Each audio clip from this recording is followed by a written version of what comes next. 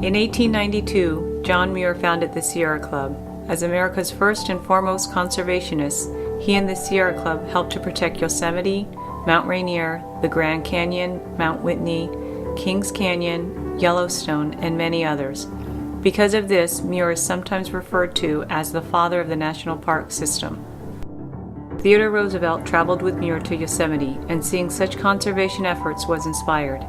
He was the first president to adopt widespread federal support for an enlightened national conservation policy.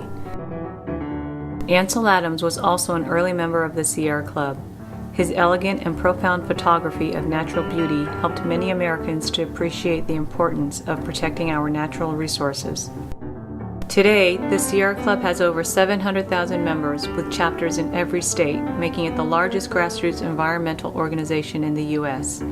It has fought to prohibit drilling in the Arctic, improve water and air quality, and restore rivers and streams to a time when mercury could only be found inside a thermometer, not in our food.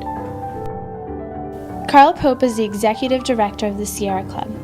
As the leader of the country's largest and oldest environmental organization, for the last 12 years he has seen the best and worst of what leadership can offer our environment and our future. Under Mr. Pope, the Sierra Club has protected nearly 10 million acres of wilderness, including the California desert, Utah's Grand Staircase National Monument, and California's Giant Sequoias National Monument. The club brought the litigation challenging the right of Vice President Cheney's Energy Task Force to conduct its policy making and secret negotiations with major energy interests.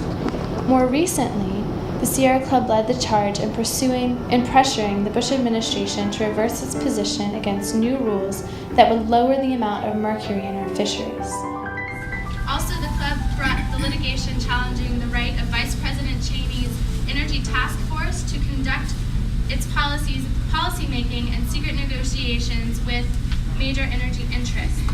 The Sierra Club has also continued to hold the line in protecting the Arctic National Wildlife Refuge from oil drilling and has stopped repeatedly proposed legislation that would give tens of billions of dollars in subsidiaries to oil, coal, and nuclear interests.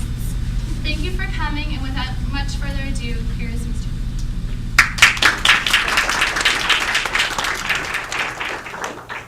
Thank you very much, Stephanie, and thank you all for coming here this afternoon.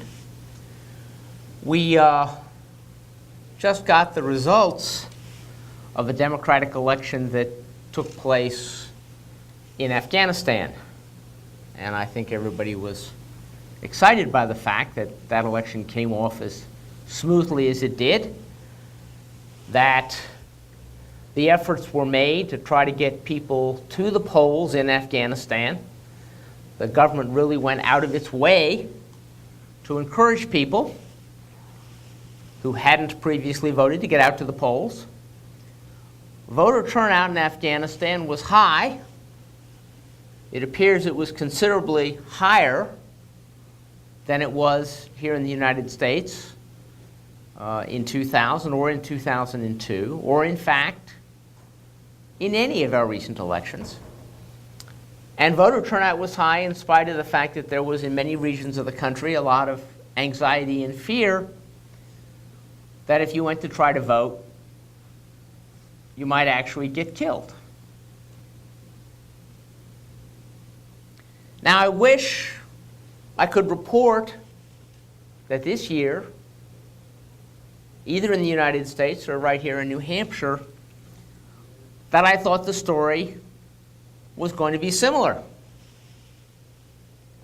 I wish I could report that our government was making an effort to make certain that everybody voted and that everybody's vote was counted. I wish I could report that the authorities were encouraging groups that previously may not have voted. In Afghanistan, it was women. Here in the United States, it's young people, to get out to the polls and make their voice heard.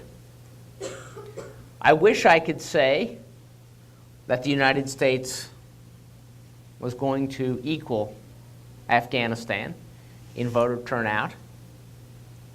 And I even wish I could say that I was confident that the counting of the vote was going to proceed as smoothly as it did in Afghanistan.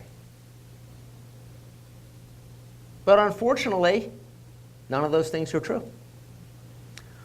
What we are confronting instead today in the United States is an election in which, in spite of the fact that all the pollsters are reporting that voters who have not previously voted, new voters, whether they're new because they weren't old enough to vote in the last election, new voters because they weren't citizens at the time of the last election, or simply new voters because they hadn't connected yet with the fact that politics and elections shape such basic things as what's in the air you breathe and the